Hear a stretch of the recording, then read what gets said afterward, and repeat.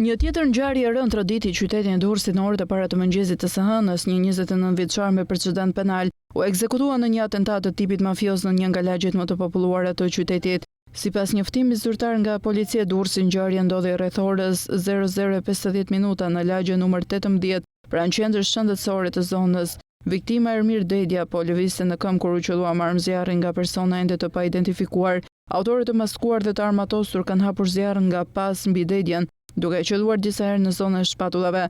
Mësoj se Dedja ishte i veshur me një kostum sportiv dhe po ecte vetëm në trotuar e një pallati banimi.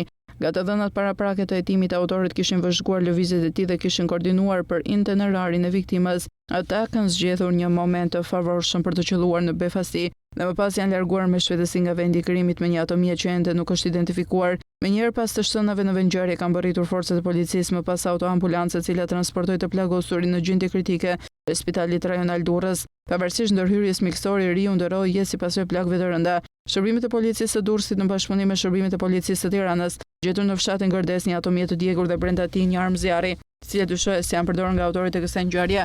Hetimet paraprake është zbuluar makina tip Seat dhe nga hetime thuhet se targat e makinës janë të vjedhura.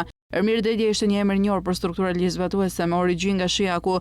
Ai banonte për vitesh në lagje numër 11 të Durrësit ku jetonte i vetëm. Dedja rezulton me precedent penal të mëparshëm në fushën e narkotikeve dhe krimeve të dhunshme.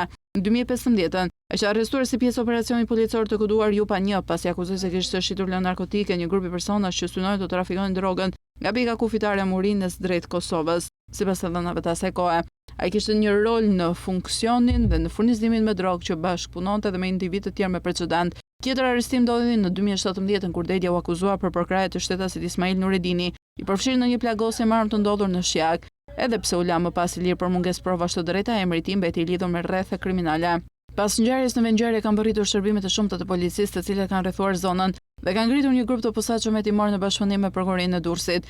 Hetimet janë në fazë intensive dhe po punohet në disa drejtime për të identifikuar autorët dhe për të zbardhur motivin e saktë të vrasjes. Një nga pistat kryesore që po hetohet është përplasja e mundshme mes grupeve kriminale në Durrës dhe Shiak, ku Dedja mund të ketë qenë i përfshirë ose palë në një konflikt të mëparshëm. Policia nuk përjashton as pjesën e një hakmarrje për ngjarje të ndodhur vite më parë përfshirë aktivitetin e tij në tregtinë e drogës. Po ashtu janë sekuestruar pamjet e kamerave të sigurisë në zonë për rreth me shpresën se ato do të ndihmojnë në rindërtimin e dinamikës së atentatit dhe në identifikimin e autorëve. Janë marrë në pyetje dhe persona të afërt me viktimën për të ndriçuar më mirë rrethanat. Deri në orët e paraditës së sotme nuk raportohet për ndonjë person të shoqëruar apo të arrestuar në lidhje me vrasjen.